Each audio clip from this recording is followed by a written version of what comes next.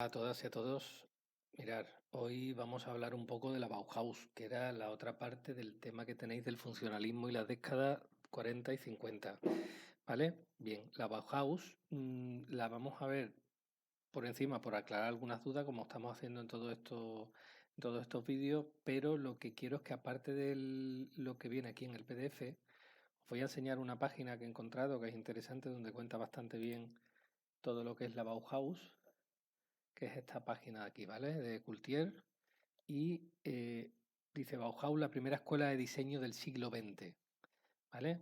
Esto tiene que quedar muy claro porque la Bauhaus es uno de los puntos clave de todas estas corrientes de arte del siglo XX y de esta época, porque fue una de las grandes primeras escuelas de diseño y el diseño ha ido cobrando cada vez más importancia. La Bauhaus, que viene de Bau, construcción, y Haus, casa, en alemán supera la función de cualquier centro de enseñanza. O sea, pasó de la idea de ser un centro de enseñanza a ser todo un movimiento artístico. Por eso se puede hablar, a ver, aunque es difícil definir eso, pero más que un estilo Bauhaus, dentro de la Bauhaus había muchos artistas, diferentes estilos, pero sí que hay una idea, hay una esencia que impregna toda la Bauhaus que pasó de ser una escuela a ser, como dice aquí, un movimiento, digamos, ¿no? Y todavía tiene mucha relevancia. Cualquiera de vosotros que muchos vaya a estudiar diseño, vaya a ver cuando os metáis en el mundo del diseño la importancia y la vigencia que sigue teniendo el mundo de la Bauhaus. Entonces, me gustaría que le echarais un vistazo a esta página en la que vais a ver muchas de las cosas que os he puesto yo en el documento, pero si hay alguna duda aquí también la podéis aclarar, ¿vale?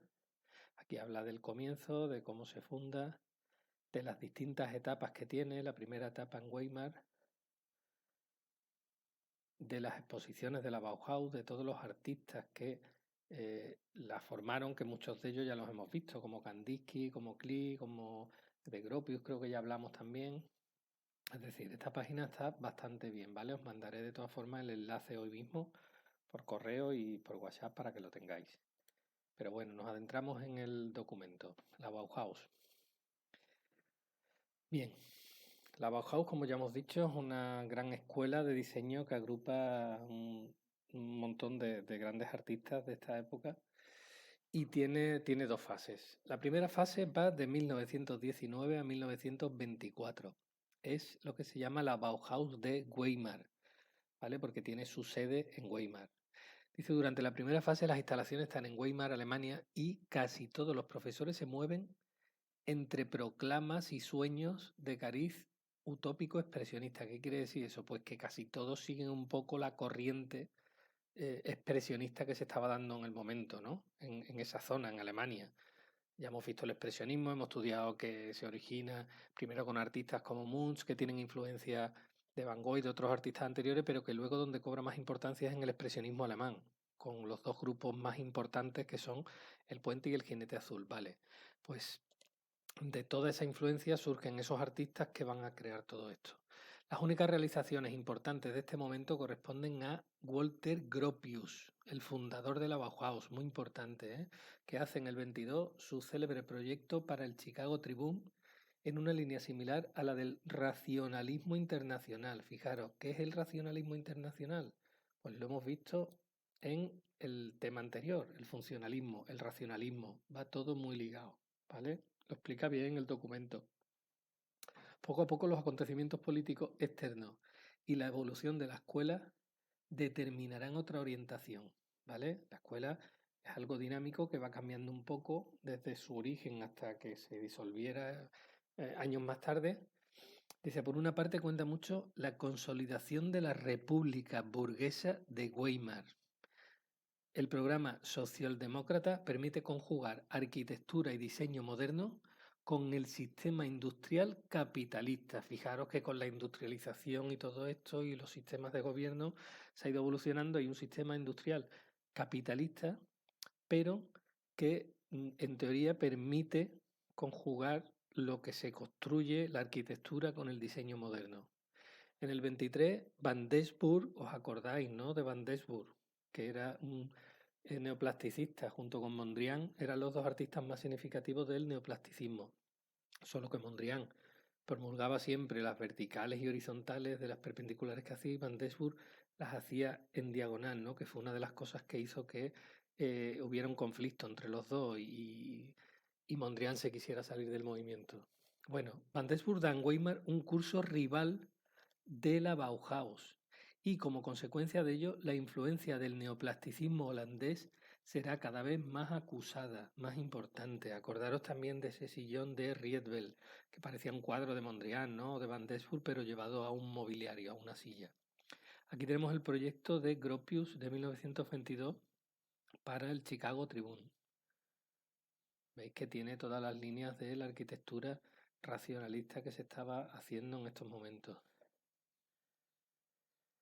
Este estilo arquitectónico se trasladó después a Estados Unidos y evolucionó de la mano de arquitectos europeos, de algunos como los que hemos estudiado ya, como Mies van der Rohe, os acordáis, sobre todo por el pabellón de Alemania en la Exposición Universal de Barcelona. Mies van der Rohe será director de la escuela en el momento de su clausura, en 1933, hasta convertirse en lo que hoy se conoce como estilo internacional en arquitectura. ¿Vale? Este es lo que se le llama el estilo internacional. Aquí tenemos unos apartamentos, aquí está mal escrito, apartamentos en Chicago de Mies van der Rohe. Y aquí otra vez la imagen del proyecto para el Chicago Tribune de Gropius, que si os fijáis, aunque van 29, 27 años de diferencia, pero la estructura es muy similar, muy parecida. Muy parecida también a otros edificios de los que hemos visto antes en el racionalismo. Es que es lo mismo, claro, prácticamente. Bien, la segunda fase de la Bauhaus es la fase de Dessau, que es donde vemos el edificio que hay en la portada del documento, el edificio quizás más emblemático de la Bauhaus.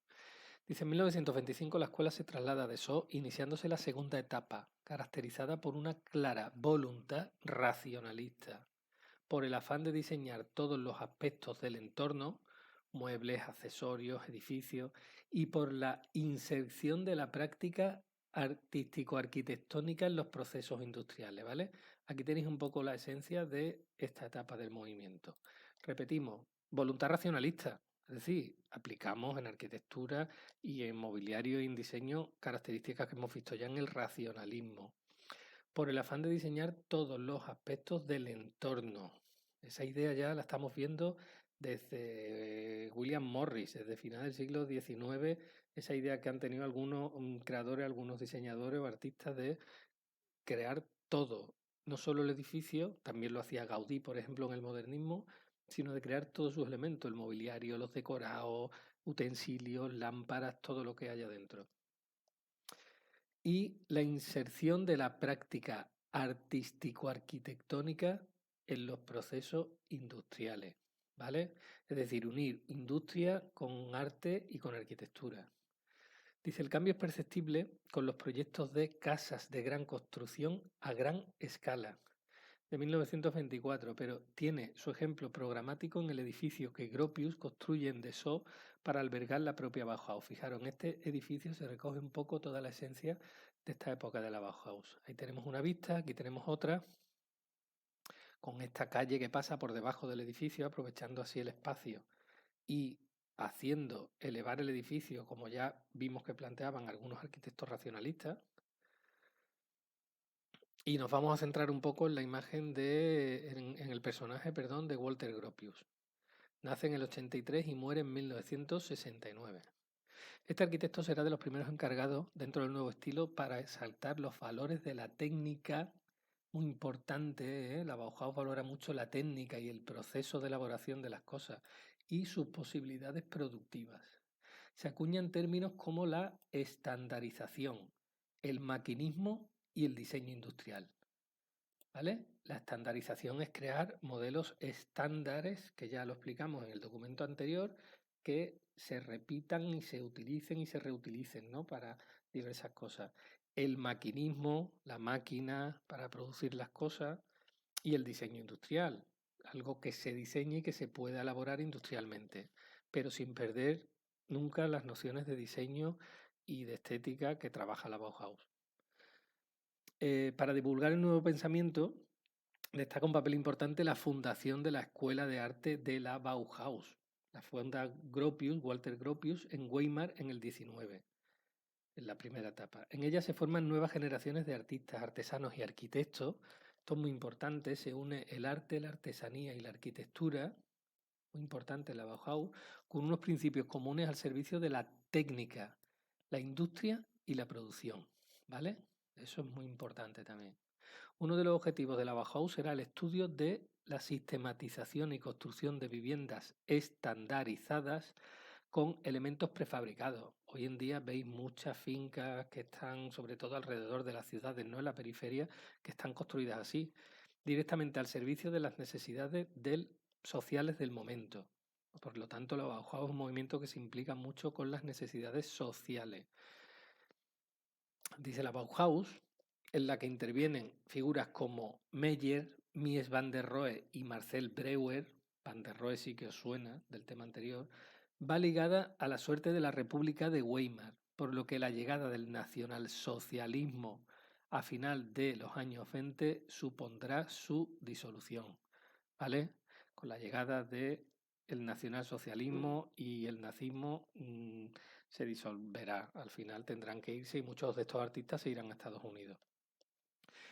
Precisamente merece sin duda destacarse la obra de Gropius y las construcciones entre 1925 y 1926 como la sede de la Bauhaus en Dessau, una de las obras emblemáticas del racionalismo, un edificio, el edificio, ¿no?, del que hablamos, este mismo, este de aquí, que es este mismo, estas fotos son del mismo edificio, un edificio de volúmenes puros y grandes superficies acristaladas. ¿No recuerda eso a los edificios que vimos ya en el apartado anterior, en la arquitectura funcionalista, racionalista?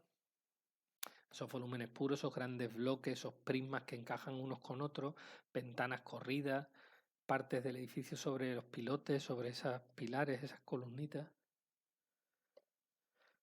La planta del edificio es geométrica, pero, sin embargo, carece de simetría. Como veis ahí, no es un edificio de una planta simétrica. Y los distintos pabellones se enlazan en los pisos altos formando puentes, formando huecos entre una parte y otra.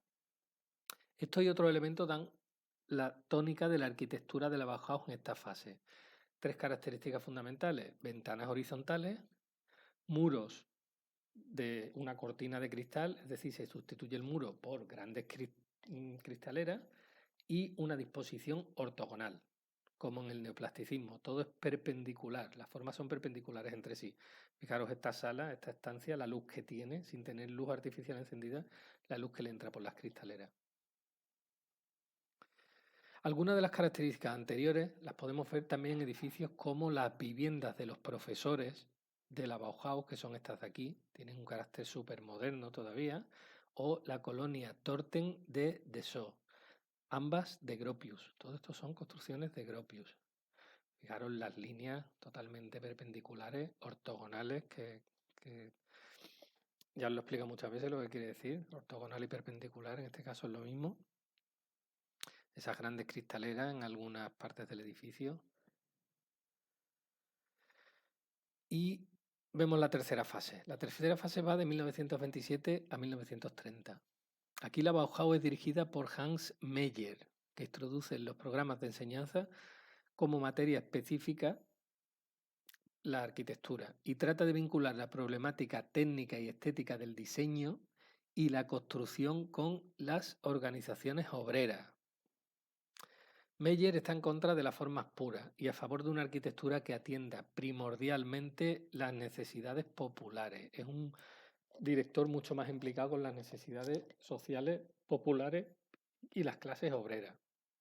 La casa para él debe responder a los modos de vida del morador y no a las aspiraciones estéticas del diseñador. Por lo tanto, todavía es mucho más funcional, pero funcional encima pensando en las clases obreras, las clases sociales más bajas que más necesitan este tipo de vivienda, no en el capricho del diseñador.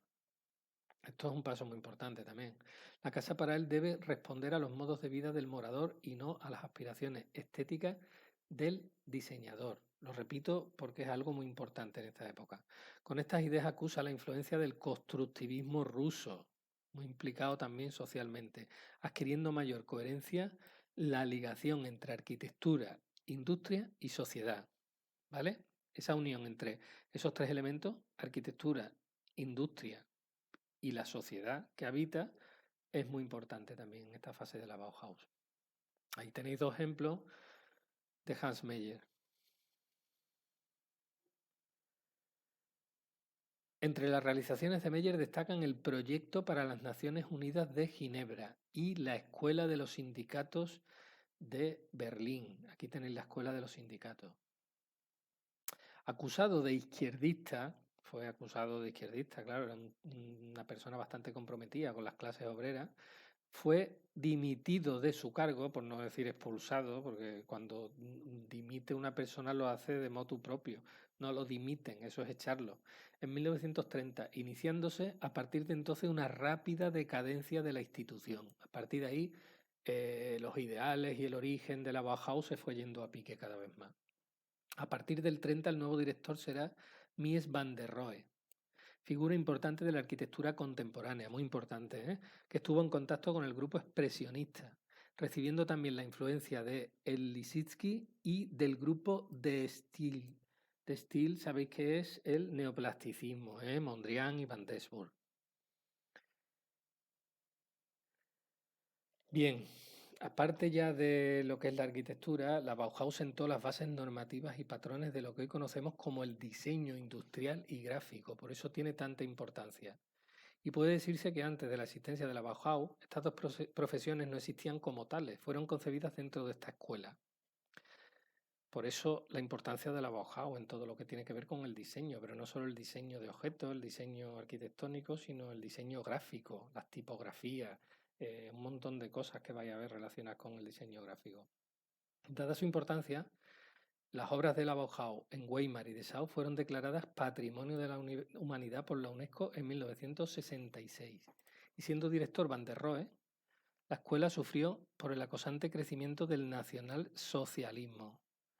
Debido a que la ideología Bauhaus era vista como socialista, internacionalista y judía, los nazis cerraron la escuela, ¿vale? Ahí es cuando se acaba. Y esto es lo que tenéis que tener en cuenta a la hora de hablar del contexto de la Bauhaus también. ¿Por qué se cierra? ¿Cuándo nace? ¿Cuáles eran sus ideales? ¿Qué relación tenía con la época? ¿Y por qué la cierran los nazis? Muchos de sus integrantes, como Walter Gropius, refugiados, se instalaron en Estados Unidos para seguir con sus ideales.